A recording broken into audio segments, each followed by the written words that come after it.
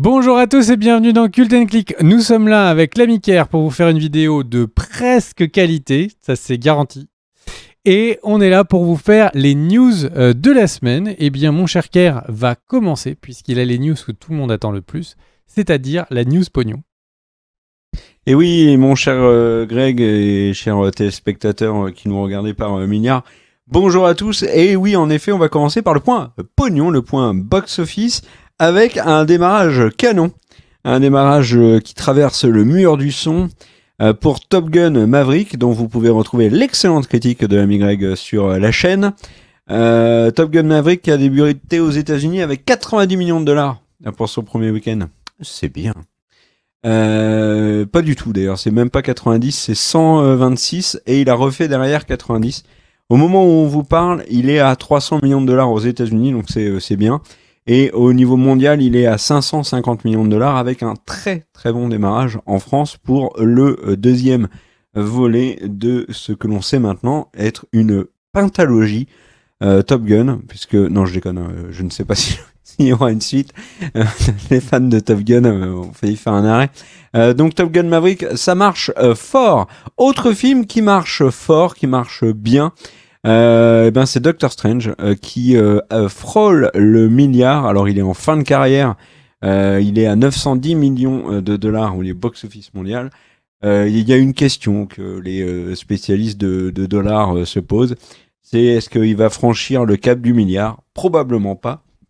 Mais bon, c'est pas dramatique pour Marvel puisque Doctor Strange premier du nom ne l'avait pas fait, il l'a largement battu le Doctor Strange 2 et ça fait du bien à Marvel et à Disney.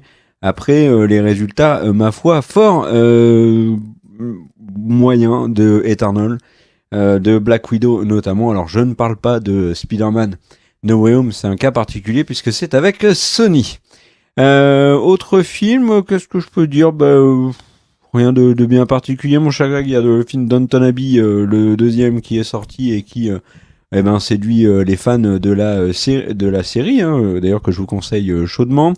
Il y a le film Phénomène de l'année. Alors Phénomène, pourquoi? Parce que tout le monde dit que c'est ouf et qui a enfin une date de sortie. Je crois qu'il sort en août en France. C'est Everything Everywhere All at Once. Qui sort donc en août, j'ai dit en France, et qui aux États-Unis est à 60 millions de dollars quand même, c'est pas mal du tout. Si je dis pas de bêtises, c'est avec Michelle Yeoh. Donc c'est un film sur le multiverse, si j'ai bien compris. Alors après, pareil, hein, j'ai peut-être pas bien compris, c'est peut-être pas Michelle Yeoh, mais Alain Delon. Je ne sais pas, nous verrons bien.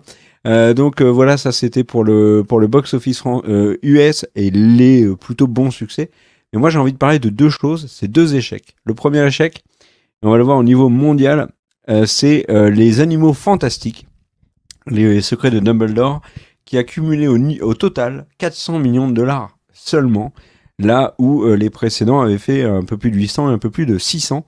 C'est de très très loin le film Harry Potter qui a le moins de recettes en salle, et ça pourrait sonner le glas de la franchise de Norbert Dragono, puisque un chiffre comme ça est aussi et surtout de très mauvaises critiques ne vont probablement pas inciter la Warner à aller plus loin dans la saga. Toi, mon cher Greg, qui l'a vu, Les Secrets de Dumbledore, si ça se termine maintenant, c'est dramatique au niveau de l'histoire ou pas forcément? Bah, alors, il y a deux réponses à ça, parce qu'il y a, comme toujours, il y a deux écoles. Il y a si on a envie de connaître les suites et la fin, évidemment que c'est un problème, puisque ces premiers films étaient censés nous teaser surtout un très grand final qui se passe dans le cinquième film et sur plus d'une dizaine d'années après, je crois. Donc, c'est un vrai gros problème, puisque ça veut dire qu'on a 10 ans d'histoire des magiciens qu'on n'aura pas. Ça, c'est si vous avez envie de connaître la grande histoire. Maintenant, si en fait, vous n'étiez pas plus engagé que ça dans les histoires de Norbert Nagono, eh bien, on en avait parlé lors de la critique de la vidéo. Donc, comme l'a dit Kerr, si vous ne l'avez pas fait, je vous invite à la regarder. Et en fait, l'équipe de production a spécifiquement demandé à l'écriture que la fin de ce troisième Animaux Fantastiques puisse être une fin complète. Et c'est pour ça qu'il y a plusieurs scènes qui arrivent d'un seul coup et très vite et qui sont des résolutions de choses qui traînaient depuis depuis deux films. Enfin, les deux films d'avant. Donc, en soi, pour ceux qui ont vu les Animaux Fantastiques, ne s'y ont pas du tout, ne sont pas du tout projetés dans l'histoire, s'en foutent, et ben je pense que sans doute que cette fin leur suffira. En tout cas, ils ont essayé que ce soit le cas. Mais pour tous ceux qui ont vraiment envie de connaître la suite des choses, eh bien, malheureusement, on va tous rester sur notre fin. Après, est-ce que si J.K. Rowling, ça lui donne envie d'écrire la fin et d'en faire un livre, vu la différence de qualité entre ses livres et ses capacités d'écriture de scénario, je pense qu'en fait, l'humanité en serait gagnant. Mais bon, de là, je t'invite que je ne sais pas, j'ai pas d'inside de J.K. Rowling, mais je ne peux qu'espérer. Voilà, mon cher Kerr. Ok, et moi je vais te parler d'un autre sujet échec box-office, tu vas voir, c'est très intéressant. Et j'ai juste envie de dire que le problème, s'il y avait un quatrième film, c'est qui serait le nouvel acteur à recaster pour le rôle de Grindelwald, puisque un Animaux Fantastique, un acteur pour Grindelwald, c'est un rythme qui est très difficile à tenir. Et Cadmerade en a fini avec le flambeau. Potentiellement, il y a une nouvelle saison de Baron Noir, donc peut-être sera-t-il occupé. L'autre événement box-office et le truc qui fait parler beaucoup ces derniers jours, c'est Morbus. Morbus, alors expliquons pourquoi. Il y a eu une ressortie de Morbus aux États-Unis dans 1000 salles qui a fait, accroche-toi bien à ton slip, $300 000 de recettes, qui est vraiment pas beaucoup. Les exploitants ont dû faire une tronche monumentale. Et en fait, le pourquoi de cette ressortie, c'est qu'il y a deux éléments. Le premier élément, c'est que le film a été moqué sur les réseaux sociaux et apparemment Sony y a vu un intérêt des gens en disant bah voilà, il balance du même sur Morbus, ça troll Jared Leto. Jared Leto a même troll Morbus en annonçant Morbus 2 avec un faux scénario. Bon, il y a cette histoire de troll qui fait que dans la version officielle, Sony y a vu l'opportunité de ressortir le film en salle. Et le deuxième élément, c'est que Morbus fait un carton en téléchargement illégal. Sony y a peut-être vu aussi l'opportunité de dire, bon, bah, puisque les gens sont intéressés par Morbus en téléchargement illégal, remettons-le de manière légale pour que les gens le voient de manière légale. C'est ce qui est tout à fait louable aussi, surtout que ça marche bien en VOD. Le problème, c'est que le film s'est incroyablement vautré. $300 000 de recettes en un week-end avec 1000 copies, c'est franchement ridicule. Au même moment et le même week-end avec 4000 copies, certes, donc 4,5 fois plus. Il y a Top Gun Maverick qui a fait 90 millions contre 300 000. Donc voilà, Morbus c'est un énorme fail. Au total, Morbus c'est alors attendez, je vous dis ça. C'est 163 millions de dollars au total à travers le monde. Donc on se posait la question à la sortie du film si on allait connaître avec Morbus le même effet surprenant Venom qui avait poussé Sony à faire un Venom 2 et à lancer Morbus et à lancer Madame Web également, dont le casting ne fait que s'étoffer. Je ne sais pas si tu en parleras dans la vidéo. Mais en tout cas, non, c'est un vautrage. Venom 2 a beaucoup moins marché que Venom 1, et Morbus c'est un énorme échec.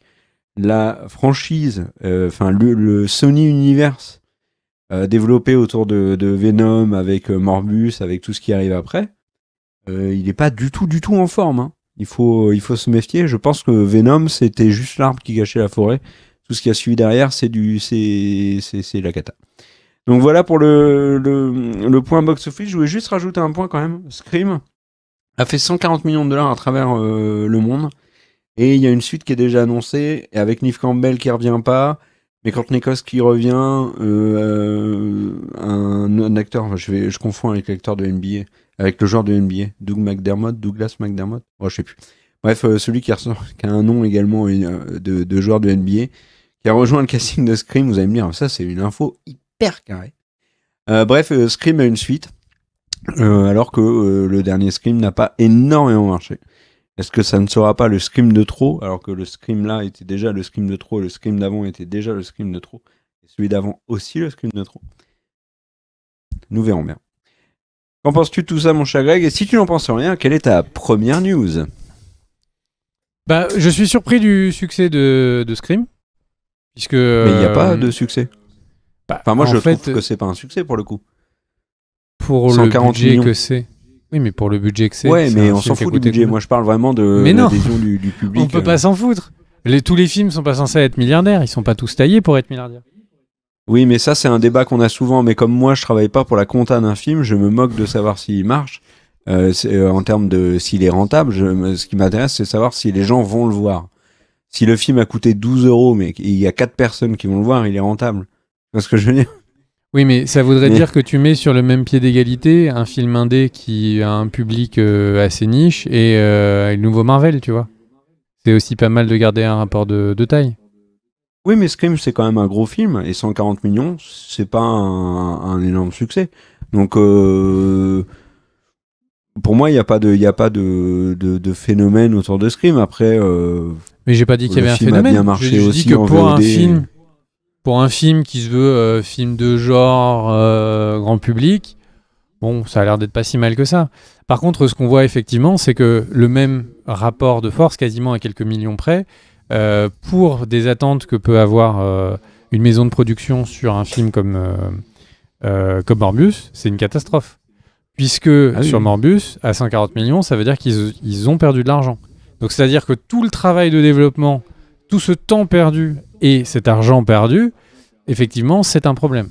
Et encore une fois, Marvel doit regarder Sony en disant, bon, quand c'est pas nous, et qu'il n'y a pas un succès qui, pour moi, est toujours incompréhensible de Venom, c'est compliqué. Donc, moi, ce que je... ça reste une truc aberration, quand même... ce truc du Sonyverse de Marvel. Oui. Mais bon, Oui. tant qu'on est dedans... Oui, il y a un truc, j'avais déjà dit dans la précédente vidéo, mais je ne comprends pas le box-office du Michael Bay Ambulance avec Jack Gyllenhaal. Il a fait 50 millions de dollars à travers le monde. C'est complètement incroyable. Ouais. Le film est loin d'être mauvais. Comme quoi, les fans de cinéma connaissent Michael Bay, mais par contre, les fans de cinéma, souvent, n'aiment pas le côté Michael Bay, c'est les Transformers, etc. Du coup, Michael Bay n'est peut-être pas un nom suffisamment bankable, en fait. C'est un nom que beaucoup de gens connaissent, mais pas forcément des gens qui ont envie d'aller le voir. Je pense que c'est aussi le sujet du film. Une ambulance, le côté ambulance. Je sais pas, parce que pour le coup, carrément, on l'a vu, et vraiment en version blockbuster. Mais c'est vrai que c'est un film qui est étonnant, parce que on pourrait dire c'est le gros blockbuster, alors qu'en fait, c'est pas un gros blockbuster. C'est pas à l'échelle d'un pays, ou etc. C'est une petite histoire, mais qui se veut aller à 200 à l'heure. Moi, c'est pour plutôt le pas coup, mal. Michael Bay, il y a plein de gens qui vont critiquer le fait que c'est du trop gros budget, etc. Michael Bay reste techniquement un des meilleurs réalisateurs en action. Et il n'y a qu'à voir la qualité technique, la précision des images qu'il délivre. Bah, il est au-dessus de 99% des autres réalisateurs. Et ça reste un réalisateur. Si je pense que vous aimez le cinéma, vous n'aimez peut-être pas Transformers, etc.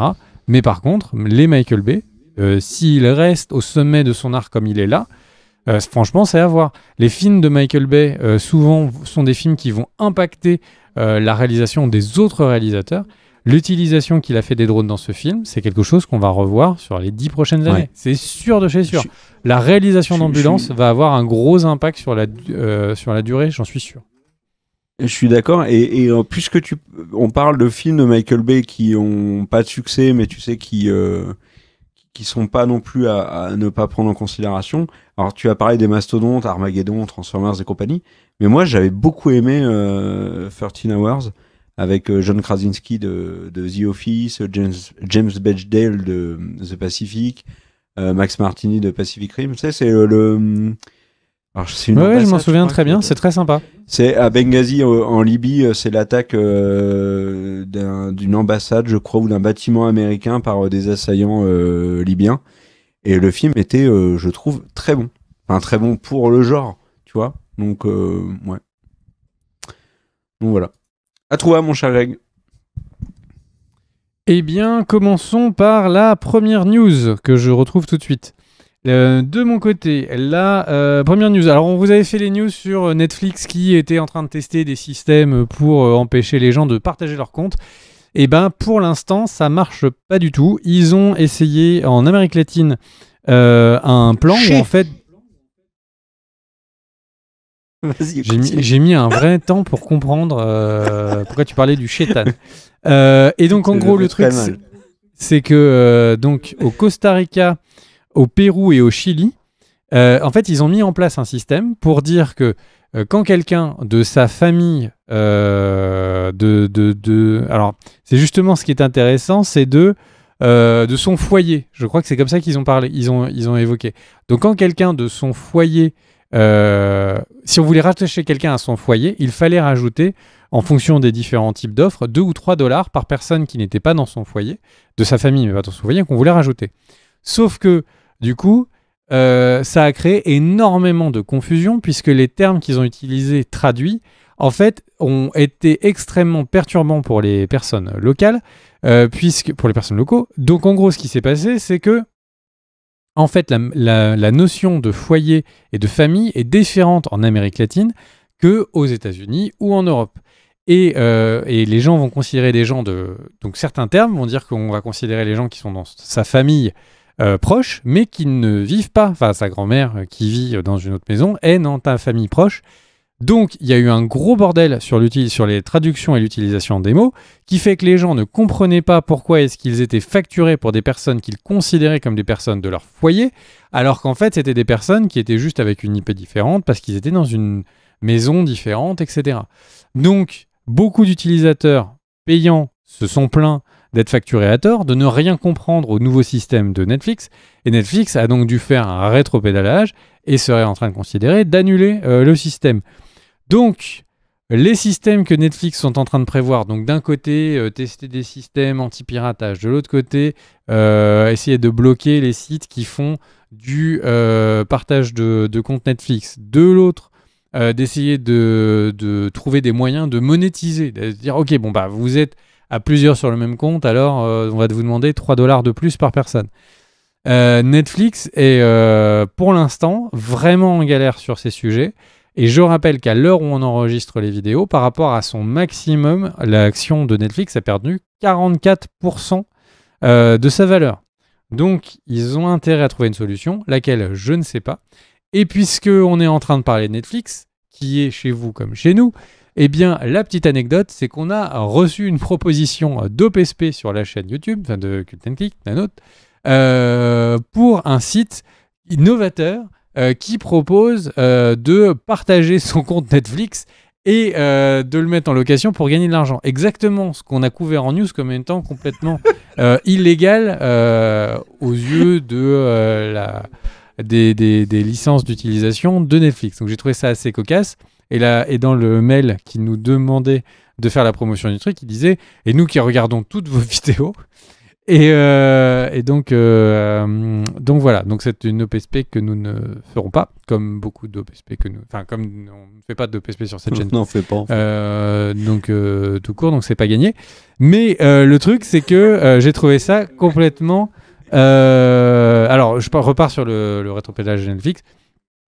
Le fait de lancer sur des trucs qui sont aussi importants pour eux, d'avoir des problèmes de traduction sur les notions de foyer, de famille, etc., je pense que c'était un sacré échec.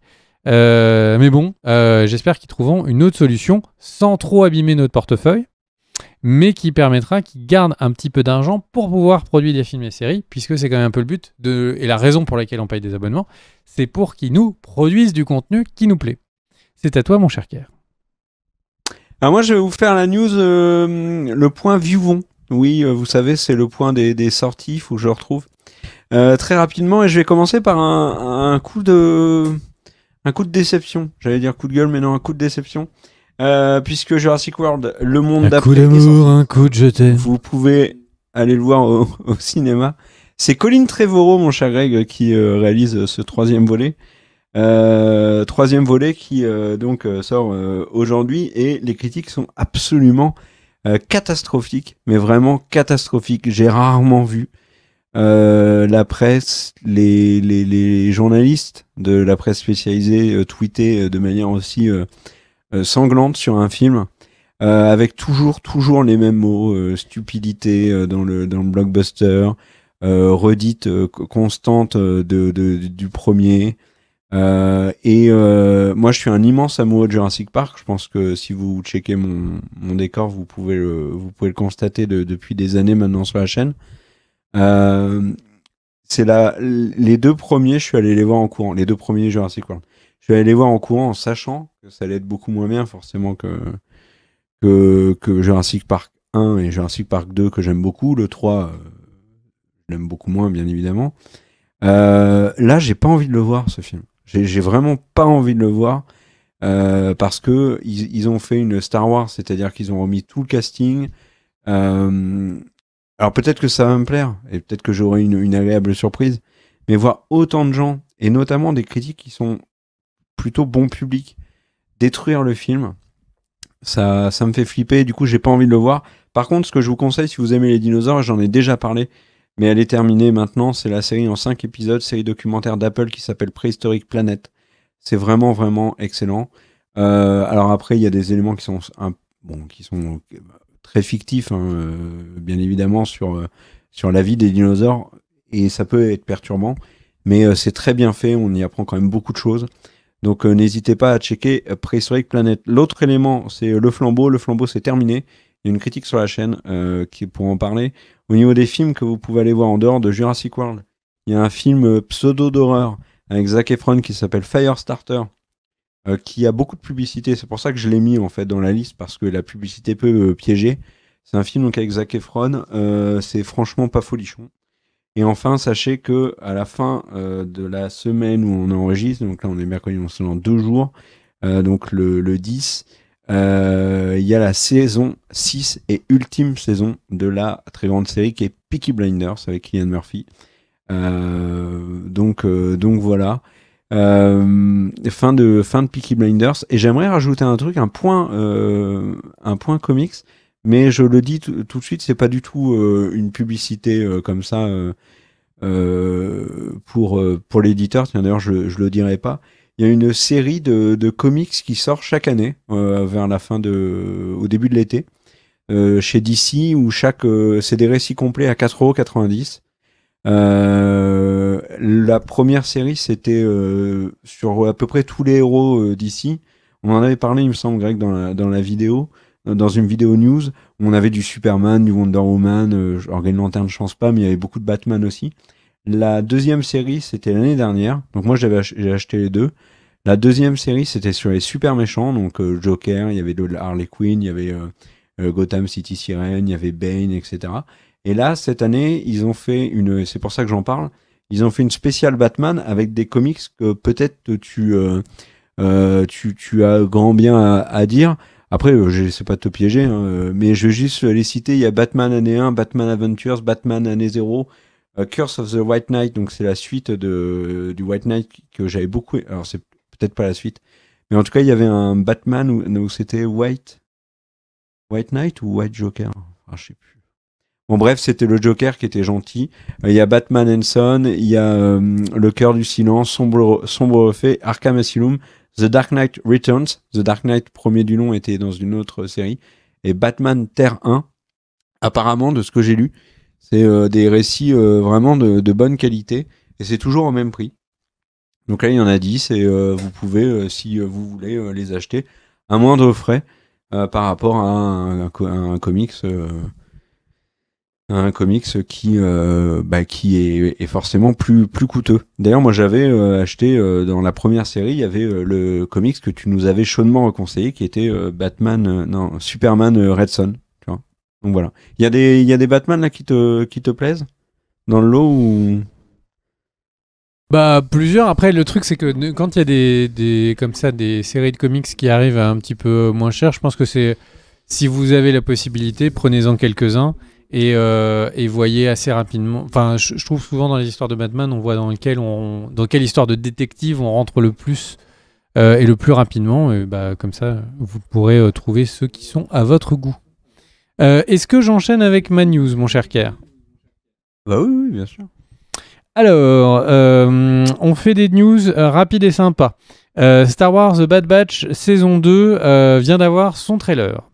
Deuxième chose, donc évidemment, si je vous invite à le regarder, nous ne pouvons pas le diffuser pour des raisons de droit.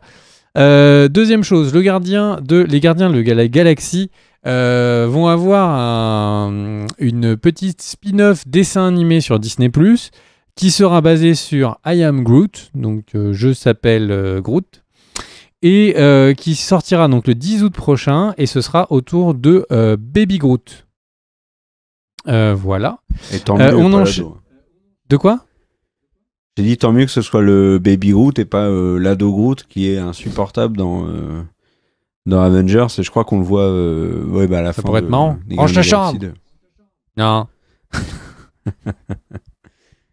T'as un vrai marécage ici. Tu ouvres jamais les fenêtres. Ok. Alors, ensuite, eh bien, vous ne le saviez peut-être pas, mais je vous dis ça parce que moi, j'étais pas au courant. Mais Hunger Games a un préquel qui est en pleine bourre et en pleine production. Donc là, donc le pitch, c'est 64 ans plus tôt. Eh bien, on va voir un petit peu la première rébellion ratée qu'il y a eu lieu. Et du coup, bien, il y a une nouvelle demoiselle qui Katniss Everdeen, c'est ça le nom de personnage. Katniss Everdeen. Et qui donc évidemment c'est pas elle puisque c'est 64 ans avant, mais il y a une nouvelle héroïne féminine qui va donc venir, et c'est Rachel Zegler, si tu peux trouver ça sur internet. Mais c'est l'héroïne de West Side Story de Spielberg. Ah bah tu vois, moi je savais pas d'où elle sortait. Elle était nominée aux Oscars et elle a pas eu d'invitation aux Oscars, ça a fait polémique. Elle a pas été invitée. Donc ils ont dû corriger après le fait. Ouais, et bah carrément. Et l'acteur décidément qui joue, les Oscars. Ouais, l'acteur qui joue Snow, c'est Tom Blyth qui joue Billy the Kid, et également dans The Glitch Age. Voilà. Bah tu pousses ma news tellement loin que je la trouve inintéressante. Du coup, on enquille avec What We Do in the Shadow, qui est une très très bonne série sur laquelle a travaillé Taika Waititi, que vous connaissez maintenant pour son travail sur les Thor.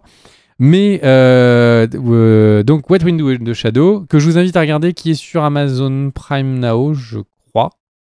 Et bien, la saison France, sur Canal, 5 et 6 ont été renouvelées, ont été payés, donc il va y avoir une suite. Allez, moi j'ai hâte de faire ma news d'après. Donc, vas-y mon cher Car. Alors petite précision sur What We Do in the Shadow, dans la saison 6, il y aura une apparition d'Olaf Cantersburg, qu'on avait vu notamment dans un épisode de The Last Kingdom en scène post-générique de la saison 4, épisode 12. Voilà. Il apparaîtra dans un coin, comme ça il passera et... Bon, j'ai tout inventé là. C'était pour rendre chiant la news sur What We Do in the Shadow, mais tu as raison, parce que c'est une excellente série. Ok, bon vas-y. Et alors je tease, ma news d'après, c'est des infos de tournage sur le Dragon Ball Evolution. Voilà. Mais bref, vas-y mon cher Car. Ah bah puisque tu parleras d'un vieux truc, je parlerai aussi d'un vieux truc. Ok. Mais tu as dit que tu ne parlais pas trop de toi dans l'émission. Oui. Très, très drôle. Moi, je cherchais quelqu'un sur qui faire une vanne sur la vieillesse, et toi, direct, tu m'enchaînes. Très bien. Je commence par je vais faire deux news. Une news, c'est étonnant, et une news, ça met le gros seum. Je commence par le gros seum. Le gros seum de la semaine, c'était l'annulation de Rise by Wolves, la série de science-fiction avec notamment Travis Fimmel, Ragnar de Viking, qui était diffusée sur HBO Max, et la série est annulée après 2 saisons, et malgré l'acclamation de la critique. Visiblement, c'est lié à l'accord avec Discovery et la fusion entre Warner Media et Discovery qui fait sauter Raised by Wolves. C'est un changement de stratégie. Ça fait beaucoup parler sur les réseaux sociaux. Il y a un appel notamment à récupérer pour un autre diffuseur. Pour l'instant, on n'a pas d'infos. C'était honnêtement Raised by Wolves, une des séries pas bankable qui faisait le plus parler, un peu comme à l'époque avec Mr. Robot, etc. Et c'est une annulation qui met en colère, et déçoit beaucoup les experts, les spécialistes de séries télé et de science-fiction, mais aussi les téléspectateurs. Donc espérons que cette série ait une suite. Et c'est vraiment dommage parce que moi j'ai commencé à m'y mettre. Et je t'avoue, mon cher Greg, que l'annonce de son annulation m'a complètement démotivé à la regarder. D'ailleurs, n'hésitez pas dans les commentaires à dire si ça vaut le coup de la regarder, juste pour les 2 saisons, ça m'intéresse de savoir si ça vaut le coup ou pas. L'autre élément, c'est le truc cocasse. Le truc cocasse, c'est que l'actrice Kate Bush, la chanteuse Kate Bush, est en train de cartonner dans les charts. Elle est notamment numéro 1 aux US sur Spotify. Elle est numéro 2 au mondial sur Spotify, numéro 2 en France sur Spotify. Pourquoi ? Parce qu'elle a fait la chanson dont j'ai complètement oublié le nom. Attendez, j'ai mis Spotify, je vous dis. La chanson Running Up That Hill, qui est en fait la chanson de Max, sans trop vouloir vous en dire, dans Stranger Things. Le succès de la saison 4 de Stranger Things est tellement ouf que la chanson de Kate Bush est en train de cartonner de ouf. C'est une chanson des années 80 que je vais pas vous chanter. Et je sais pas, mon cher Greg, si tu l'as écouté, mais moi je l'ai écouté de très nombreuses fois, puisque voilà. Tu l'as écouté la chanson ou pas ? Eh bien, pas du tout. Et c'est quand même marrant de voir que t'as une chanteuse qui a rien demandé. Ils se retrouvent numéro 1 du hit parade américain sur Spotify, devant le mec des One Direction, là, Harry Styles, qu'on verra dans Marvel, qui cartonne, apparemment il a fait un album et ça cartonne, devant Kendrick Lamar, enfin devant tous les poids lourds de Dua Lipa et compagnie. Et elle a rien demandé. Et du coup, elle a été interviewée, il y a plein d'articles qui en parlent.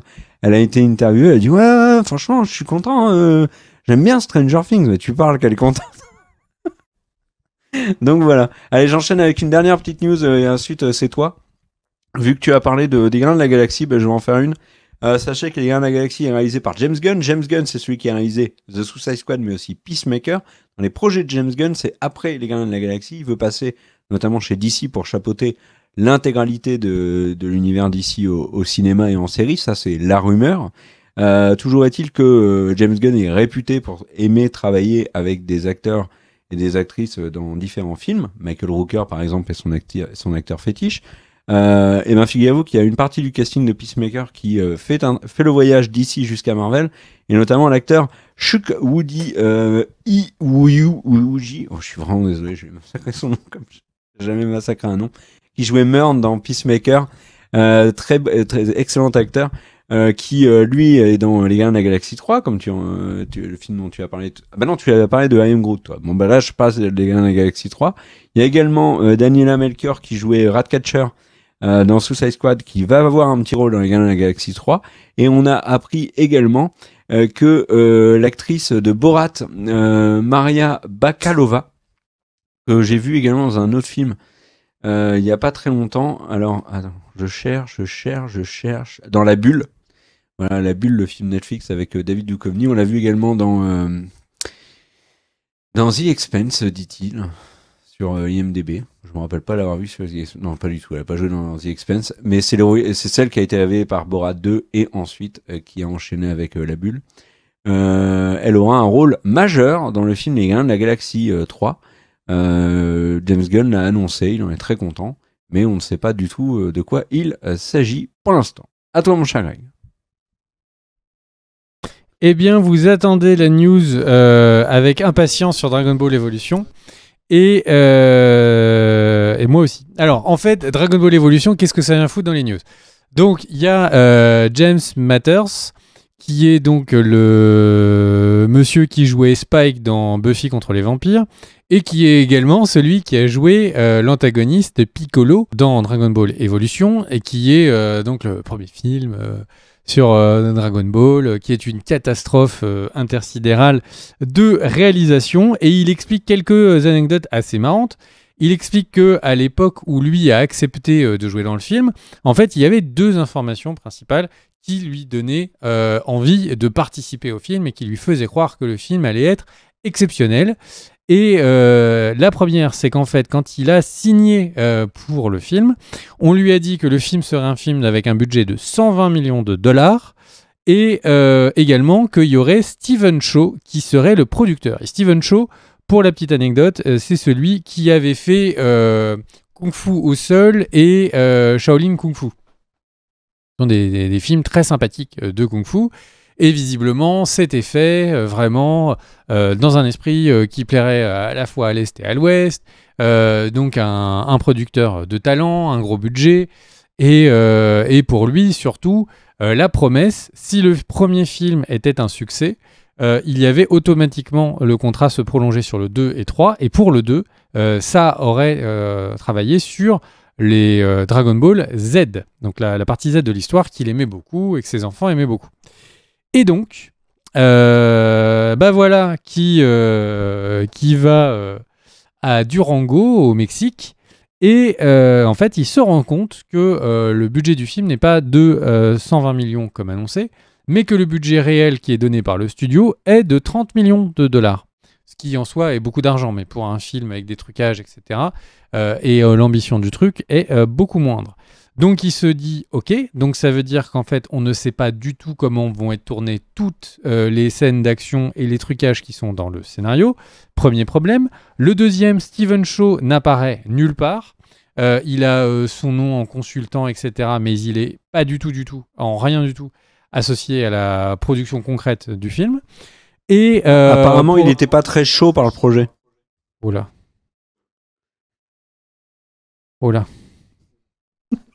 Et alors le truc qui est peut-être un peu moins drôle, c'est qu'en fait ils avaient tellement peu de budget qu'ils n'avaient pas le budget pour faire le costume du cascadeur de James Matters. Et donc du coup James Matters 2 a dû obligatoirement faire ses propres cascades, ce qui n'était pas forcément prévu. Mais bon, pas chiant, le mec accepte, et donc il fait toutes les scènes sur son filet, etc., enfin avec ses harnages, etc., de doublage. Évidemment, ce qui devait arriver arriva, c'est-à-dire qu'il c'est pas du tout un professionnel, il n'était pas du tout entraîné pour ça. Ils lui font faire sur des gros volumes horaires, et donc, eh bien, encore à aujourd'hui, il a des douleurs sur la clavicule qui a été légèrement étirée à cause de ses cordages. Et puis, voilà, la fin de l'histoire, vous la connaissez peut-être. Il va voir le film le jour de la sortie avec ses enfants. Et là, il voit une foule incroyable. Et il se dit, bon, peut-être qu'ils ont pu faire au moins de la magie avec la communication. Et le film d'après sera bien. Et on pourra enfin faire le film qu'on espérait tous faire. Il va dans la salle. Il y a énormément de monde, une ambiance de ouf. Et puis, autour de lui, les gens parlent en permanence d'un autre film. Et il se rend compte qu'avec ses enfants, ils sont dans la mauvaise salle. Il est en train d'assister au début de Fast and Furious. Et donc, qui sort... alors, dans son histoire, visiblement, qui sort le même jour, je ne savais pas. Et donc, il sort de la salle pour aller avec ses enfants voir Dragon Ball Evolution. Et dans la salle de Dragon Ball Evolution, il y a 5 personnes. Et il comprend donc que tous ses efforts, ses douleurs, ses blessures qui resteront jusqu'à aujourd'hui, eh bien, ont été pour rien. Bon, après, il a eu son salaire d'acteur, évidemment, mais voilà l'envers du décor de Dragon Ball Evolution. Et donc, ce qui semblait être une catastrophe à l'image était aussi une catastrophe derrière l'image. Voilà. Alors, et peut-être il faut que je rajoute des petits trucs sur Dragon Ball Evolution. Alors déjà, il a une note IMDb qui est pas mal, c'est 2,6 sur 10. Après, James Masters, qui jouait Spike, j'adorais Spike dans Buffy. Pendant longtemps, tu te teignais les cheveux en blond et tout le monde t'appelait le Spike de Mulhouse. Bah oui. Le truc, c'est qu'il s'est jamais posé de questions en se disant c'est un blockbuster à 120 millions de dollars et je suis dedans. Il avait jamais fait un film au cinéma, j'ai vérifié. Il avait joué que dans des séries et il avait fait du doublage de vidéo. Donc déjà, c'était un mauvais. Non mais personne part dans la vie en se disant je suis dans ce film, ça doit être un film de merde. C'est quand même. Je me demande quel acteur a tellement pas confiance en lui qui se dit ah non mais s'il me castait, c'est que c'est une catastrophe. Alors il y a Chow Yun-fat qui joue dedans de Tigre et Dragon notamment. Oui. Non, mais en fait, ils ont signé le minimum pour rendre le projet bankable et après ça a été une catastrophe. Autre anecdote, c'est James Wong qui a réalisé le film. Et James Wong, c'est une des pointures de X-Files. Donc tu te demandes ce qu'il fout là. Et j'ai 2 dernières anecdotes. Les 2 personnages principaux du film, donc Goku et Bulma, sont joués par Justin Chatwin, donc qui est le héros, et Amy Rossum. Et Amy Rossum et Justin Chatwin vont avoir une seconde chance. Et ça, c'est cool, puisqu'ils vont jouer un couple, j'ai envie de dire presque iconique, de la télé américaine, puisque c'est eux qu'on retrouve dans Shameless US. Donc Amy Rossum, extraordinaire dans Shameless, et Justin Chatwin va marquer également le début de la série. Donc c'est marrant de les retrouver dans Shameless. Et enfin, dernière blague autour de Dragon Ball Evolution, il est sorti en France le 1er avril. Est-ce que moi je peux te parler d'un vieux film ? Enfin, vieux. Du moment que c'est une news, vas-y. Alors, c'est une news. En fait, le truc, c'est que, juste te connaissant et vu ton âge, tu vas nous sortir encore cette histoire de oh là là, il y avait un film sur des filles qui sortent d'une usine et après, t'avais vu un autre film avec un train qui allait vers l'écran. Et j'ai envie de te dire. Ah oui, avec le train qui avançait, mais on était tous dans la salle. Le train arrive en fait en gare et on a vraiment tous cru. Alors, ça, c'est l'anecdote sur les Frères Lumière et la fameuse diffusion du film où le train avance vers eux et les gens ont peur et sortent de la salle, certains. Hashtag rêve de centenaire. Voilà, mais non, c'est pas du tout ça de je voulais parler. Je suis tombé tout à l'heure sur YouTube sur une scène coupée de 5 minutes du film Kong Skull Island, donc le film avec King Kong, avec Adrian Brody, avec Brie Larson, avec Tom Hiddleston, il joue dedans, il me semble. Oui. Il y a Samuel L. Jackson, il y a Andy Serkis, enfin il y a un énorme casting. Et il y a une scène coupée de 5 minutes que j'ai regardée comme ça, par curiosité. Et en fait, c'est une scène où ils sont tous sur des barques et ils se font attaquer par des petits piranhas. Alors, quand je dis petits, ça fait au moins 60 cm. Avant de se faire attaquer par un piranha géant qui doit faire 15 bons mètres. La scène est plutôt pas mal. Il y a plein de personnages du film qui meurent dans le truc. Et comme ça a été coupé, mais en fait, c'est des personnages qui meurent. Tu sais pas pourquoi ils sont plus dans le film, c'est pas grave. Et surtout, je me suis dit en voyant cette scène et quand même les effets spéciaux, le fait que ça a dû demander beaucoup de temps. Donc dans la scène, il y a quand même Adrian Brody, il y a Colin Hanks, il y a du monde quoi.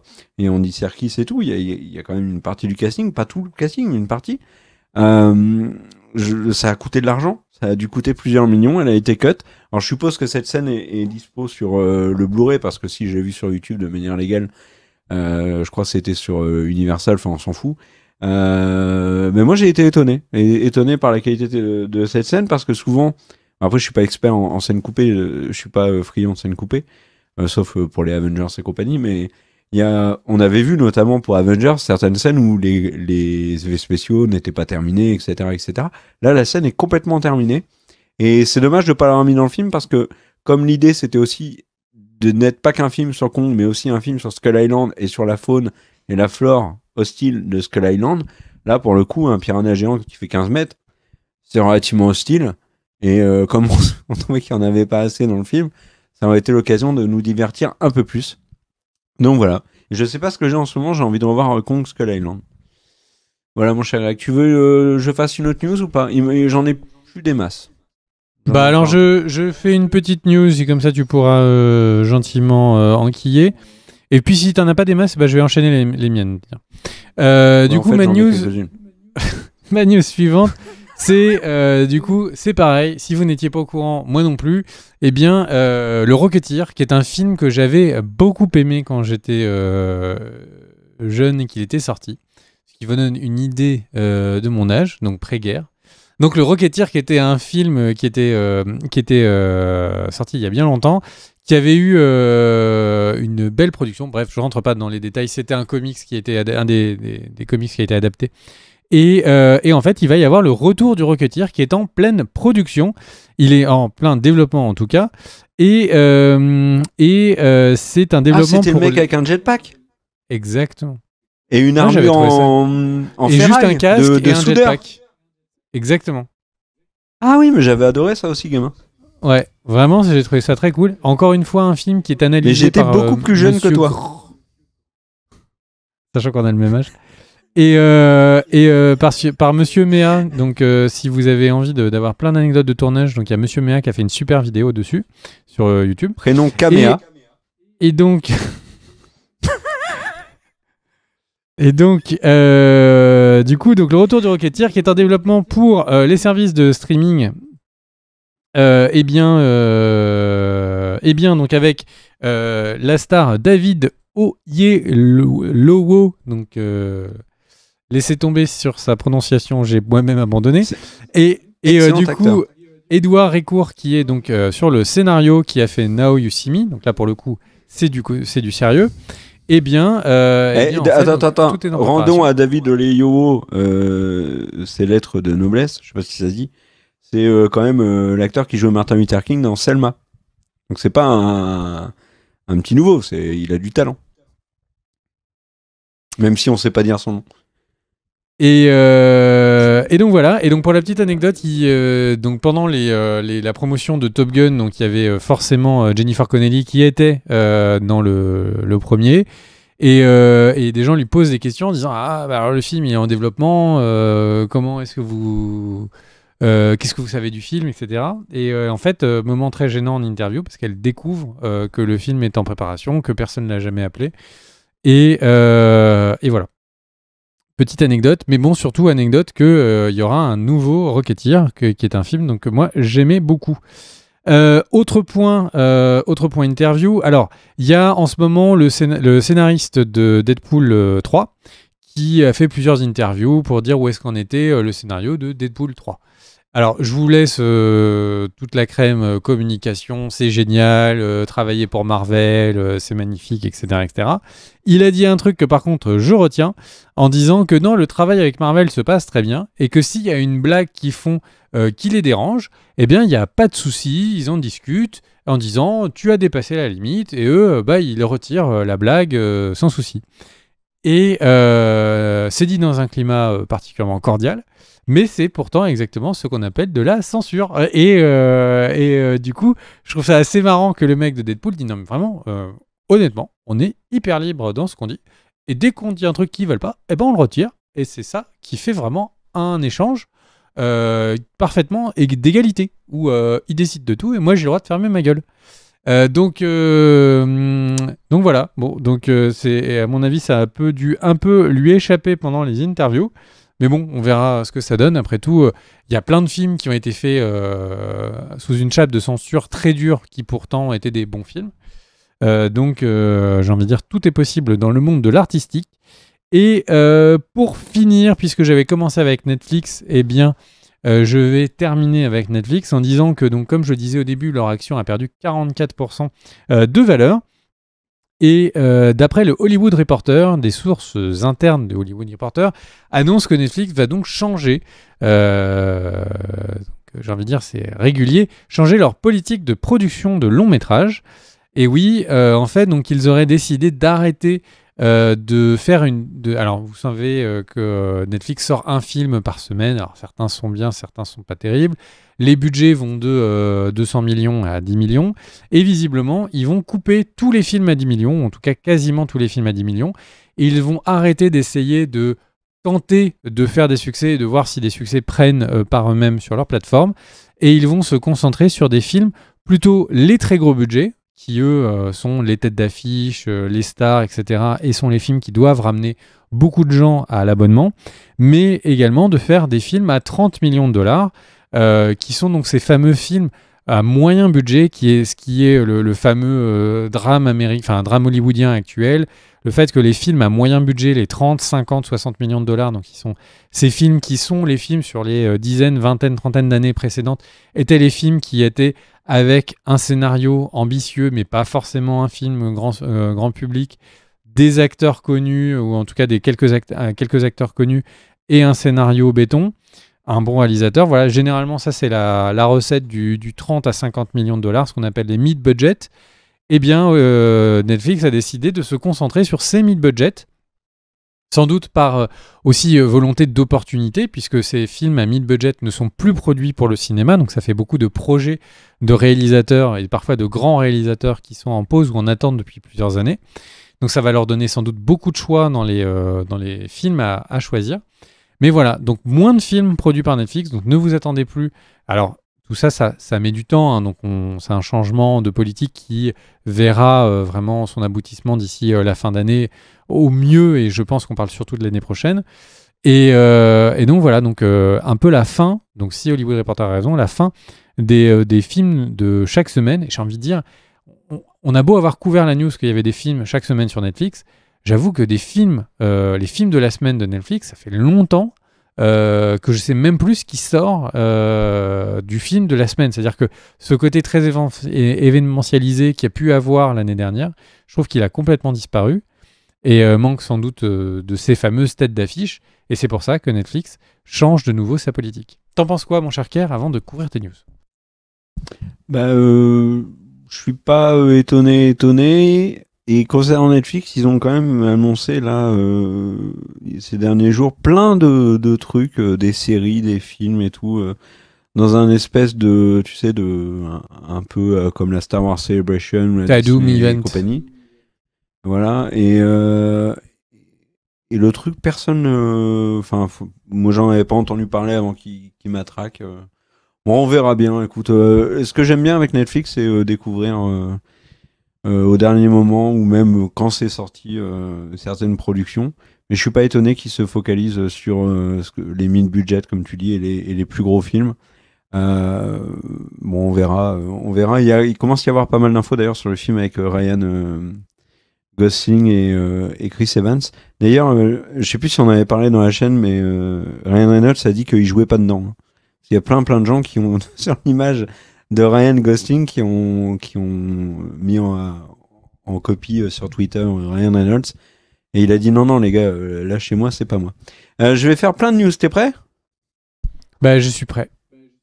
T'es bien accroché à ta chaise. On va commencer par une nouvelle qui est excellente.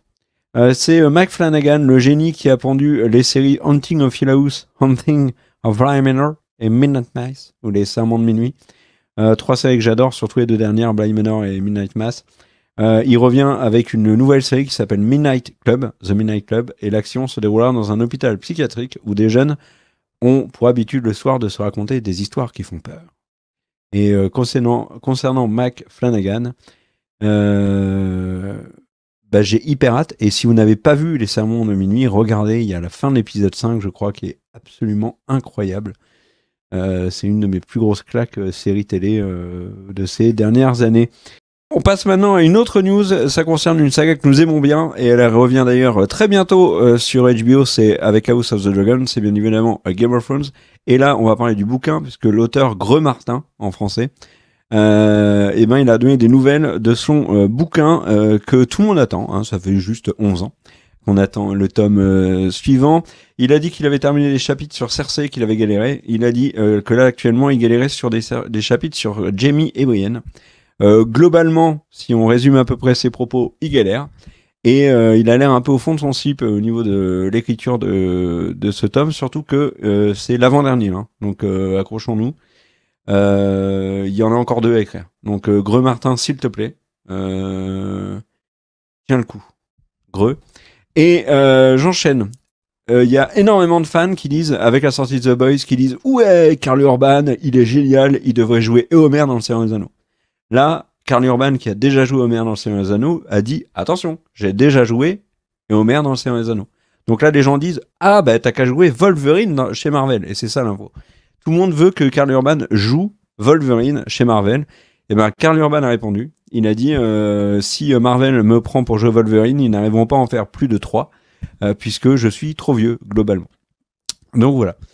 Un petit point sur le procès d'Amber Heard et de Johnny Depp, juste pour Attends, parce que du coup, il y a moi je trouve qu'il y a une proposition des internets sur un Wolverine qui serait particulièrement stylé. Et c'est Vas-y, l'acteur qui jouait dans Elton John. J'ai oublié son nom. ça qui fait jouait longtemps qu'ils le disent. Dans mais Kingsman. oui, mais dans Kingsman. Ah, mais ça fait Alors, longtemps. attends. Tagerton.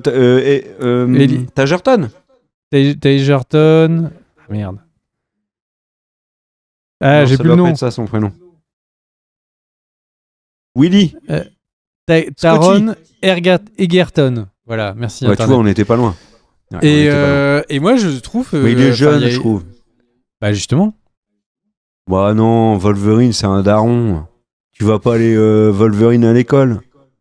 Tu vas pas mettre Wolverine avec des griffes en adamantium en pleine classe au collège. Je pense Non, qu'ils peuvent nous le vieillir un petit peu.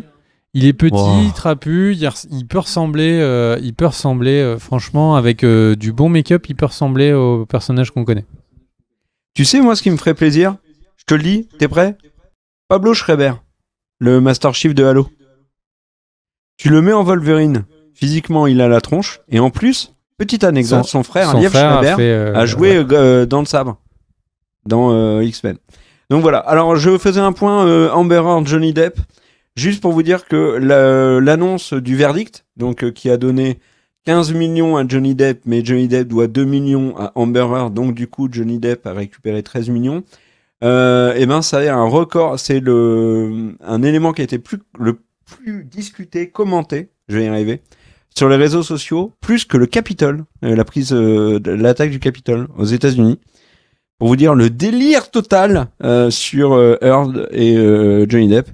Et on a bien évidemment une pensée émue pour tous les youtubeurs qui ne pourront plus faire des vidéos quotidiennes sur le procès et sur il a dit ça, elle a dit ça, oh mon Dieu. Bref, ensuite je passe à Predator avec la première bande-annonce du film Prey. Et figure-toi que c'est un film Predator qui me chauffe beaucoup. Il va sortir directement sur Disney+. Le film va se dérouler pendant la guerre de sécession. On va suivre une jeune Comanche interprétée par une actrice qu'on a vue dans Roswell, New Mexico. Et dans une autre série dont j'ai oublié le nom. ça vous aide vachement. Mais dans la bande-annonce de Prey, elle est très convaincante, je trouve. Et en fait, cette femme Comanche veut prouver qu'elle sait chasser. Parce que dans sa tribu, on dit qu'elle ne sait pas chasser. Et elle explique qu'il y a des bons et des mauvais chasseurs. Et ça, les gens ont beaucoup de mal à l'entendre dans sa tribu. Et en fait, pas de bol, quand elle va chasser, elle va se faire chasser par un prédateur. Et les prédateurs, c'est souvent des bons chasseurs. On pourrait aussi considérer comme de mauvais chasseurs, puisqu'ils ne sont pas de gentils chasseurs, mais plutôt des méchants chasseurs. Bref, le film sera réalisé par Dan Trachtenberg, qui avait réalisé 10 Cloverfield Lane, avec Mary-Elizabeth Winstead, notamment. Et Prey n'a rien à voir avec le jeu vidéo, sort donc en août sur Disney+. Ça te chauffe ou pas du tout? Bah écoute, oui, bizarrement. Je suis pas Predator, mais il y a les visuels, j'ai trouvé que c'était assez exaltant. Ouais. Moi aussi, ça m'a le côté Comanche, je trouve que l'actrice est vraiment très convaincante et je pense qu'on peut avoir une bonne surprise avec ce film. Et puis le réalisateur, c'est pas un manche, enfin 10 Cloverfield Lane, c'était plutôt bien mené. Il y avait également John Goodman et l'acteur de The Newsroom aussi. Donc voilà, moi j'ai hâte de voir ça. Et puis dans les trucs qui sortent aussi en juin, il y a la saison 3 de Umbrella Academy. Est-ce que tu l'attends celle-là? Je t'avoue que quand j'ai vu les premières images, je me suis dit que je l'attendais plus que ce que je ne pensais. Parce que j'étais très déçu de la saison précédente. Ouais, mais le pitch de la prochaine avec la gentille contre la méchante Académie, le fait d'en savoir un petit peu plus, au final, le mystère du père complètement résolu. Il y a quand même suffisamment de mystère pour que je pense que ce soit pas mal. Et puis, les fans des comics ont dit que ce qui arrivait après était dans ce qu'il y avait de mieux. Donc bon. Ouais, et puisqu'on est dans les sorties du mois de juin, juste pour vous dire qu'il y a une ressortie du Pacte des loups, le film avec Vincent Cassel de Christophe Gans avec Monica Bellucci. Tu dis non? Et t'es pas d'accord avec ça? Non, enfin vas-y, va jusqu'au bout de ta news. Il y a Buzz l'éclair, grosse sortie du mois. Non, mais je crois que c'était pas fini sur le. En fait, je suis allé voir donc Top Gun en IMAX Et juste avant, il y avait la promotion du Pacte des loups. Du Pacte des loups. Ouais. Et avec ressorti magnifique, etc., etc. Et donc sur un très grand écran, l'image était dégueu. Mais vraiment dégueu. On voyait tous les défauts de l'image, le bruit, comme quoi le film avait été sous-exposé. Enfin, j'ai rarement été aussi surpris d'une mauvaise qualité d'image au cinéma. J'ai même trouvé que certaines scènes, les mouvements n'étaient pas entièrement fluides. Et je suppose que c'est un problème. Alors, soit c'est un problème dans le cinéma où j'étais, et Top Gun était magnifiquement diffusé. Et du coup, le truc, c'est qu'il y avait des scènes qui étaient clairement filmées dans une certaine cadence d'image et diffusées dans une autre, ce qui crée des légers mouvements de saccade, ce qu'on ne sent pas toujours, sauf quand on est dans des très bonnes conditions de visionnage. Et j'ai vraiment été... Enfin, j'étais hyper surpris. Et je me suis dit, mais c'est impossible, quand tu vois ça, d'avoir envie d'aller voir le film après. Voilà. Je te laisse continuer ta news. Ok, non, mais je suis d'accord avec toi. Mais moi, je suis étonné que le Pacte des loups ressorte parce que déjà, quand il était sorti à l'époque, ça avait été un gros événement en promo, en preview, etc. Mais quand le film était sorti, ça a vraiment fait pchit. Bon, j'arrive pas à le faire, mais vous avez compris. Il y a Incroyable mais vrai aussi qui sort. C'est un film avec Alain Chabat notamment et l'extraordinaire Anaïs de Moustier. Il y a Buzz Éclair, donc je disais le Pixar, qui sort le 22. Ça a l'air vraiment, vraiment cool. Et c'est la première fois que le mec qui fait la voix de Buzz change. Il y a également le même jour en France, le 22 toujours, Elvis, qui est qui est en fait un biopic sur Elvis Presley. Alors c'est un mec qui faisait de la musique il y a longtemps. Et c'est réalisé par Baz Luhrmann. C'est un mec qui a fait Moulin Rouge il y a longtemps. Ça a l'air quand même apparemment assez ouf. Et Baz Luhrmann, voilà, plus besoin de le présenter. Bien évidemment, ceux qui vont me troller en disant oh, tu sais pas qui est Elvis Presley, je rigolais bien sûr. Le 24, il y a l'adaptation coréenne de La Casa des Papel, qui s'appelle La Casa des Papel, qui s'appelle Money Est, comme c'était en VF, en VO, pardon. Je voulais juste dire qu'il y a un film qui est étonnant, c'est Arthur, Malédiction. Ça sort le 29 juin, je sais pas ce que ça vaut. C'est un film sur Arthur et les Minimoys, mais en version film d'horreur. Chelou, non? Voilà. Je t'ai perdu. Oui, chelou. Voilà. Est-ce que tu as fini tes news, mon cher Kerr? Ah, mais j'ai carrément fini mes news. Là, c'est. Eh bien, moi aussi. Il est donc temps qu'on rende la liberté à tous les gens qui ont visiblement oublié d'éteindre leur téléphone ou leur ordinateur. Et c'est pour ça que la vidéo tourne encore en boucle derrière quelqu'un qui est sans doute soit sous, soit parti lire un livre ou tout bien simplement répondre à un appel téléphonique. Et donc à toi, écran vide, ou à personne qui a particulièrement du cœur et de l'humanité, de l'empathie pour regarder nos vidéos jusqu'à la fin, eh bien merci à vous. Merci aux tipeurs, sans qui il n'y aurait pas le record de cette semaine. Donc merci à vous. Je pense que pas mal de gens ont vu qu'il y avait un peu plus de vidéos que d'habitude sur la chaîne. C'est entre autres grâce aux tipeurs. Donc merci à eux. Et évidemment, n'hésitez pas à vous abonner à la chaîne si ce n'est pas déjà fait. Petit coquin. Et également à bien tout simplement à mettre un pouce ou commenter. Ça aide au référencement. Et puis, on sait jamais, un commentaire, et bien parfois, il y en a certains qui nous font réagir et on s'appelle avec Kerr, on dit mais qu'est-ce qu'il a dit?